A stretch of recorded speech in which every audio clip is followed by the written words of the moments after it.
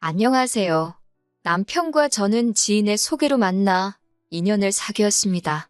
결혼 이야기가 본격적으로 나오면서 양쪽 집에 인사를 드리러 가게 되었는데 그곳에서 놀라운 사실을 알게 되었지요. 그건 바로 남편의 여동생, 그러니까 신우가 제 동창이더라고요. 동창이라곤 해도 신우와 제가 가까운 사이는 아니었지만요.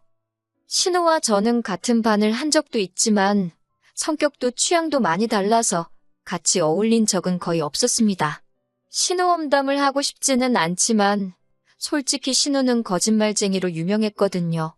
게다가 신우가 대학을 지방으로 간 이후로는 어떻게 사는지, 잘 지내는지 그런 소식조차 들은 적도 없어요. 궁금한 적도 없었고 그렇게 보낸 세월이 10년이었으니 서로 어디 가서 친구라고 하기에는 무리가 있어요. 그런데 그런 신우를 시댁에 인사를 드리러 간 날 다시 마주치게 될 거라고 누가 상상이나 했을까요? 그래도 어쩐 일인지 신우가 먼저 절 알아보고는 너무 반가워하더라고요. 긴장을 너무 많이 해서 청심환까지 먹었던 저로서는 먼저 친한 척하며 다가와주는 신우라도 있으니 저 역시 반갑기도 하고 동시에 다행이다 싶었네요. 게다가 어머님께선 저와 신우가 동창이란 걸 아시고는 인연도 이런 인연이 어디 있냐면서 당신 딸 친구면 당신한테는 딸이나 마찬가지랍니다. 그러면서 앞으로 며느리가 아니라 딸이다 생각하고 아껴주시겠다 하시대요. 이후로 양가 가족들의 환영과 축복 속에서 저와 남편은 부부의 연을 맺게 되었습니다. 집은 시댁에서 멀지 않은 곳에 얻었어요. 남편 나이도 있고 해서 신우는 1년 정도만 즐기고 바로 애를 가질 생각이었는데 어머님께서 아이를 봐주신다 하셨거든요. 친정부모님께 부탁드릴 수 없었던 이유는 친정아버지가 건강이 안 좋으셔서 지방에서 요양을 하고 계셨기 때문입니다. 그래서 제게는 시댁 근처에서 사는 것도 불편하기보다는 오히려 다행이다 싶은 일이었어요. 하지만 집에 이사를 하고 나서야 알게 된 사실이 있었습니다. 그건 바로 근처에 시댁만 있는 게 아니라 신우네와 아주버님네도 있었다는 거예요. 시댁 식구들에게 둘러싸여 살게 된 거라고 생각하니 벌써부터 머리가 아프고 속이 다 갑갑해지더군요. 저는 남편에게 왜 미리 말하지 않았냐고 따졌습니다. 그러자 남편은 무슨 말이냐며 자기는 분명히 말했었다며 딱 잡아떼는데 진짜 어이가 없어서 그렇다고 그런 일로 파혼을 하겠다 하자니 그건 그거대로 쪽팔리잖아요. 결국 남편한테 신나게 퍼붓는 것 말고는 할 수 있는 일이 없었네요. 그래도 다행히 결혼하고 한 반년까지는 시댁 식구들 근처에 사는 게 생각했던 것만큼 나쁘지는 않았어요. 어머님 아버님이 일주일에 한 번 이상 온 가족이 모여서 식사하기를 바라시는 게 그게 조금 부담스럽기는 했는데 시쳇말로 저 혼자 독박 쓰는 건 아니었고 형님도 있어서 그럭저럭 위로가 되었지요. 신우도 친구이자 결혼생활 선배랍시고 살면서 힘든 거 자기한테 다 털어놓으라며 먼저 나서서 저희 남편 흉도 보고 그러는데 자기 딴에는 저를 편하게 해주려고 그러나 싶어서 그 마음을 고맙게 받아들였네요. 물론 그렇다고 제가 바보마냥 그런 신우를 붙들고 진짜로 제 남편 흉을 보고 뭐 그러지는 않았고요. 아무튼 이래저래 시댁 식구들과는 별다른 문제 없이 지냈습니다. 하지만 그런 시댁 식구들과 불편해지게 된 계기가 있었으니 처음 사건이 있었던 건 바로 제 생일이었어요. 원래대로라면 남편과 단둘이 고급 레스토랑에 가서 식사도 하고 백화점에 가서 쇼핑도 하고 그럴 생각이었지요. 그런데 어머님께서 생일인데 가족끼리 모여서 식사를 해야지 왜 둘이서만 나갈 생각을 하느냐고 서운하다셨습니다. 솔직히 제 입장에서야 생일만큼은 남편과 단둘이 오붓하게 보내고 싶었지만 시집 온 지 1년도 안 된 며느리 입장에서 생일만큼은 따로 보내자 소리를 하기가 쉽지는 않았지요. 결국 일이 있는 아주버님과 형님을 제외하고 세 가족이 모여 식사를 하게 되었습니다. 말이 나와서 말이지만 제 생일은 그저 핑계였을 뿐 제 의견은 하나도 중요하지 않더라고요. 식당도 메뉴도 전부 다 아버님이 하시고 싶은 대로 정해졌으니까요. 아버님께서 오랜만에 양고기가 드시고 싶다 하셨는데 저는 양고기는 냄새 때문에 원래 잘 안 먹습니다. 제 생일이기도 하니 제가 양고기는 다음에 드시고 오늘은 다른 거 먹자고 했어요. 그런데 남편이 그냥 양고기 먹으러 가잡니다. 모처럼 어머님 아버님 모시고 외식하는 건데 드시고 싶다는 거 먹으러 가는 게 좋겠다나요? 어이가 없고 속도 상했습니다. 남편도 제가 양고기를 먹지 않는다는 걸 잘 알고 있었으니까요. 결국 다들 양고기 타령은 해대지. 저는 힘없는 며느리일 뿐이지. 이래저래 짜증만 솟구쳐서 이럴 거면 차라리 집에서 혼자 물마른 밥에 김치나 먹었으면 좋겠다 싶더라니까요. 안 간다 할 수 없으니 울며 겨자 먹기로 따라갔습니다. 아니나 다를까 입에 안 맞아서 못 먹겠더라고요. 그러자 어머님이랑 신우가 한다는 소리가 생긴 거랑 다르게 되게 예민하답니다. 걱정해주는 말투긴 했지만 제가 꼬인 건지 곱게 안 들리대요. 그렇게 식당에서 한창 식사를 하는데 신우가 갑자기 맞다 그러더니 가방에서 주섬주섬 뭔가 꺼내서 저에게 주더라고요. 열어보니 그 안에는 명품 브랜드의 지갑이 있었습니다. 그러면서 한다는 말이 너 이런 거 못 들어봤지? 그러는 거예요.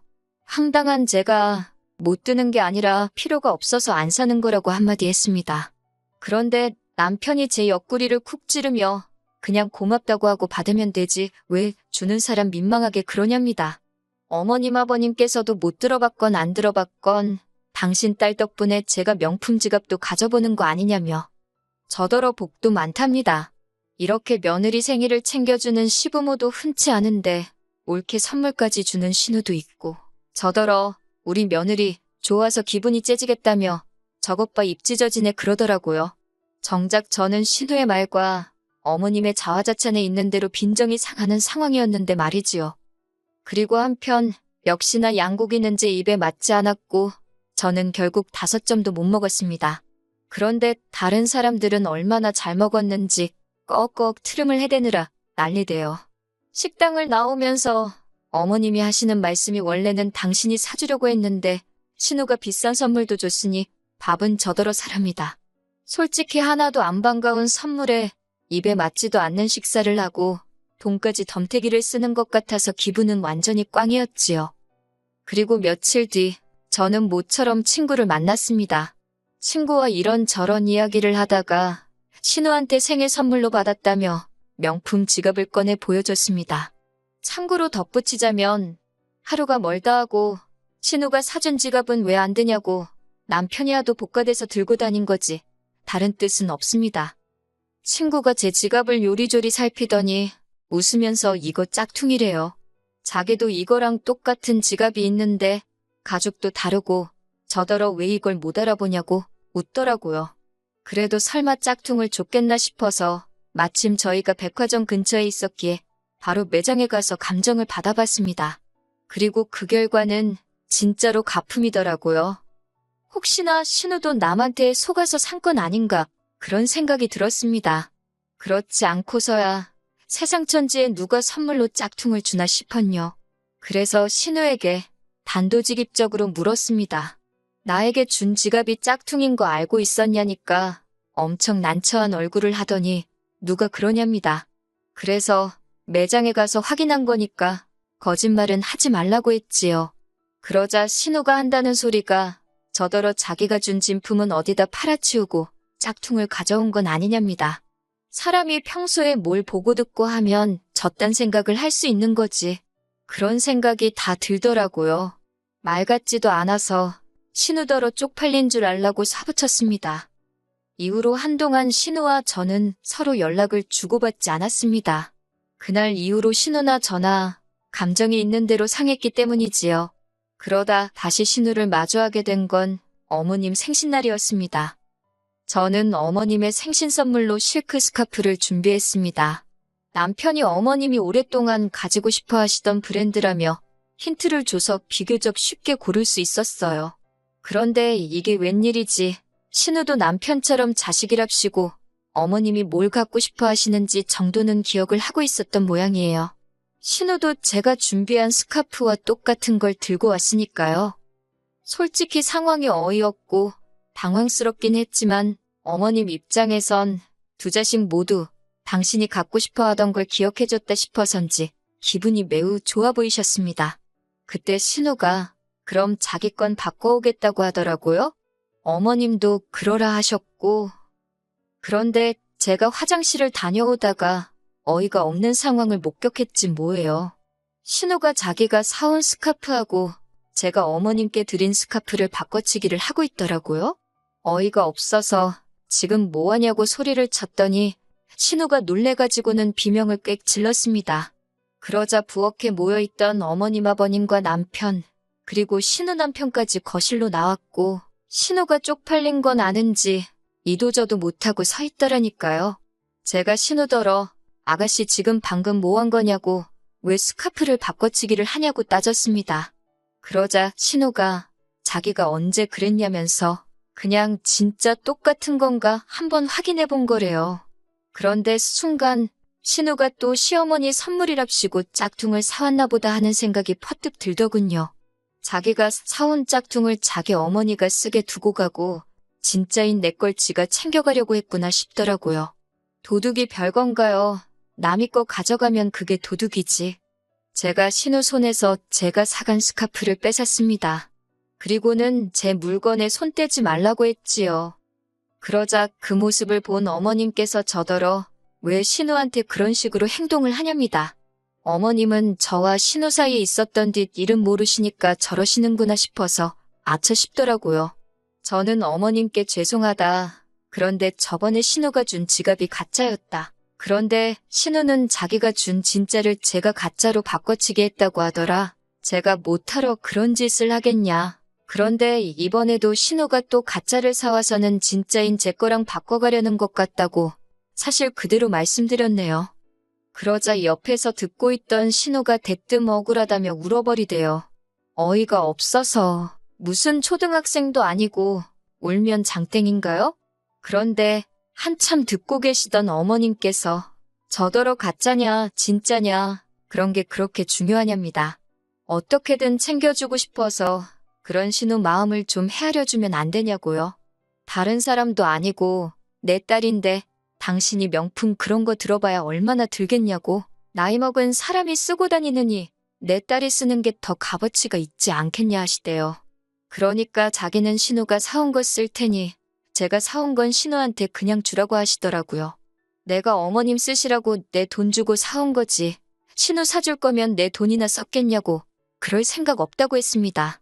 신우도 저한테 저번에 짝퉁을 진짜라고 하고 주지 않았냐고. 신우한테 줄 거 있으면 저도 신우가 했던 대로 짝퉁 사다 주면서 있는 생색 다 내면서 줄 테니 제가 사온 건 신우한테 줄 생각 없다고 도로 가져가겠다고 했어요. 그러자 지금 며느리가 시애미 가르치려 드냐입니다. 평소에도 당신과 당신 딸을 얼마나 무시했으면 시애미 앞에서 신우 못난 점을 이르는 거냐며 시댁 식구들한테 둘러싸여 욕을 먹으니 그거 참 기분 더럽더라고요. 옆에 서 있던 남편이란 작자도 별 구실은 못하고 제가 딸이나 마찬가지라더니 결국 딸과 며느리 문제에서는 명백히 누가 잘못했는지가 확실한데 제 탓을 하는 겁니다. 제가 어머님 떨어 어머님 생각 잘 알겠다고 마음이 중요한 거네요 라며 사간 스카프를 챙겨서 나왔습니다. 앞으로 제가 마음으로 많이 효도하겠다고 외치고선 말이에요. 별로 큰 기대도 하지 않았습니다. 딸처럼 대해준다 하셨다고 한들 멀쩡히 친정부모님 계시는데 저도 시어머니를 엄마처럼 대할 생각도 없었거든요. 애초에 믿지도 않았고 말이지요. 그냥 적당히 거리 두면서 다른 며느리들 하듯이 제가 할 도리 정도만 챙겨서 할 생각이었는데 이 일을 겪고 나니 그것도 과분하게 하는 거 아닌가 싶은 생각이 들었어요. 그리고 며칠이나 지났을까 이후로 계속 제 눈치만 살피던 남편이 부탁 하나만 하면 안 되겠냐 그러더군요. 뭐냐니까 자기 동생하고 시어머니한테 사과 좀 해달랍니다. 언제까지 이렇게 지낼 수는 없지 않냐고. 신우 성격이 원래 욕심도 많고 거짓말도 잘하는 거 자기도 잘 아는데 가족끼리 어쩌겠냐입니다. 품고 가야지. 그래서 너나 실컷 품고 가라고 했어요. 시어머니가 팔이 안으로 굽어서 딸 편드는 건 이해를 하지만 남편까지 나서서 제가 당연히 시댁에 알아서 기어야 한다는 식으로 말을 하니 저는 결국 이 집구석에서 가족은 커녕 남보다도 못한 존재가 아닌가 싶더라고요. 그런데 오히려 그렇게 생각을 하니 마음이 편해졌습니다. 제가 행복한 미래를 위해 결혼을 한 거지. 시어머니로도 부족해 신우 눈치까지 보면서 그들이 하고 싶은 대로 다 참아가며 살기 위해 결혼했다는 게 아니라는 걸 깨달았어요. 남편마저도 남이 편이 돼서 무조건 내 잘못이라고 하는데 이 결혼 생활을 제가 이어가야 할 이유가 하나도 보이지 않더라고요. 그렇게 반년 조금 넘은 결혼 생활 끝에 이혼하게 되었습니다. 제가 이혼하자고 하는데도 남편은 끝까지 시모와 신우 눈치를 보면서 갈팡질팡 못하는 실망스러운 모습을 보이더라고요. 오히려 다행스러웠어요. 제가 마음을 더 확고하게 먹을 수 있었거든요. 앞으로도 신우의 그딴 거짓말에 놀아날 일도 없고 시모의 말도 안 되는 억지와 제가 무조건 신우한테 맞춰야 한다는 비윗장 맞추기도 싫었거든요. 불행 중 다행인 건 신혼집 근처에 아주버님이며 신우며 다 같이 모여 살고 있다는 사실을 알았을 때 혹시나 해서 혼인신고 안 올렸던 게 정말 잘한 일이었네요. 이혼 후 얼마 뒤 형님한테서 연락을 하나 받게 되었어요. 시모가 신우가 사준 명품백을 들고 나갔다가 아주 개망신을 당하고 왔다고 말입니다.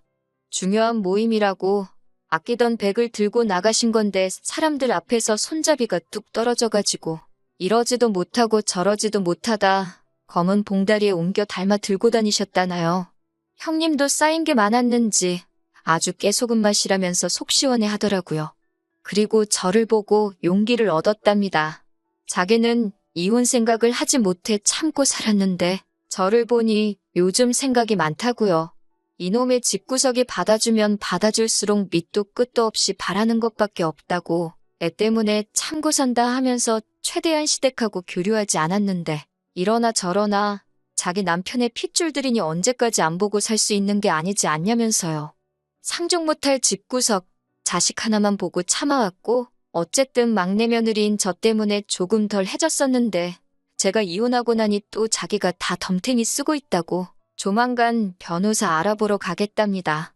인간으로서 상종 못할 신우 감싸주기만 하면서 며느리들이 신우 비윗장 맞춰주려다가 시어머니와 틀어지고 나아가서는 자기 아들 자식들 전부 다 이혼시키게 될 거라고는 생각도 못했을 거예요. 다른 건 몰라도 형님이 이혼을 위해 제 도움이 필요하다면 저는 있는 힘껏 형님을 도와줄 계획입니다.